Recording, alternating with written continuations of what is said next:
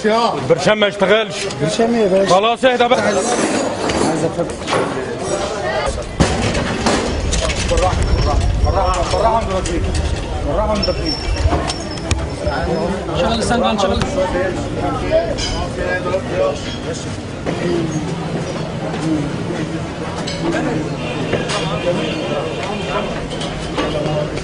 يلا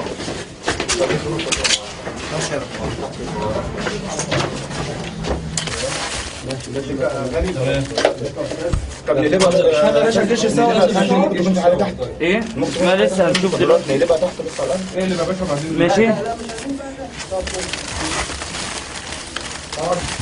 تحت دي الكمية. هي دي الكمية الموجودة.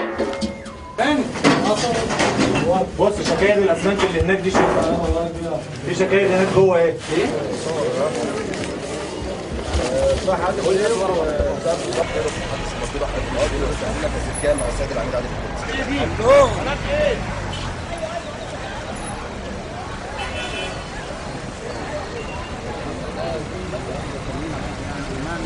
كده مبسوط لو هترفع على كده امان.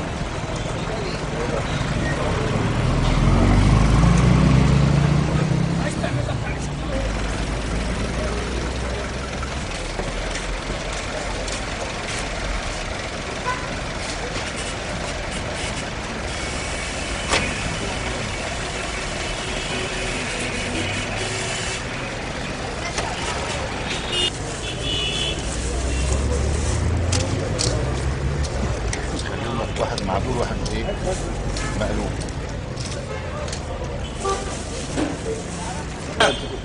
بص تحت بس يا باشا. يا باشا يا باشا تعليماتك يا باشا.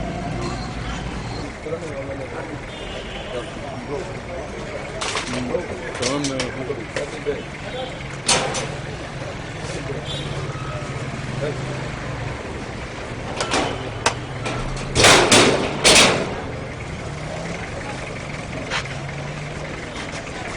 انت جايب ايه؟ المطوه بتاعت ايه؟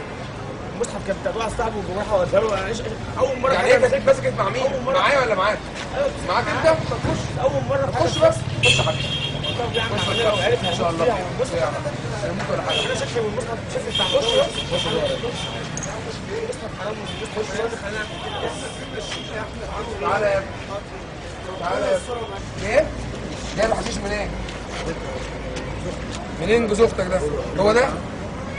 ده الحشيش بتاعك اللي انت جايبيه؟ طيب جايبه منين بقى؟ جوز اختك ده اسمه ايه؟ صوت عالي كده. وليد شعراوي؟ ده بتاعك يا ابني؟ والله فاكر ده بتاعك الحشيش ده؟ طب خش يا ابني. ماشي يا باشا؟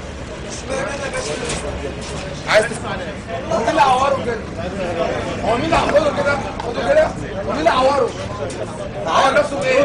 تعالى يا ابني تعالى مين اللي عوره؟ عور نفسه بايه؟ ليه عور نفسه ليه؟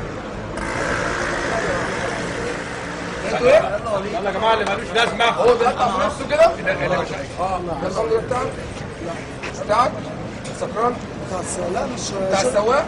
السواق ماله يا ابني؟ خلاص بقى عشان عنده عيال يمشي. يعني هو بتاع مين؟ بتاعي. بتاعه هو؟ وانت قلت ان هو بتاعك؟ لا امال انت قلت انه ما يمشي ليه؟ قلتش حاجه. انا نزلوه قلت له اركب ورحمه ابويا. انت عور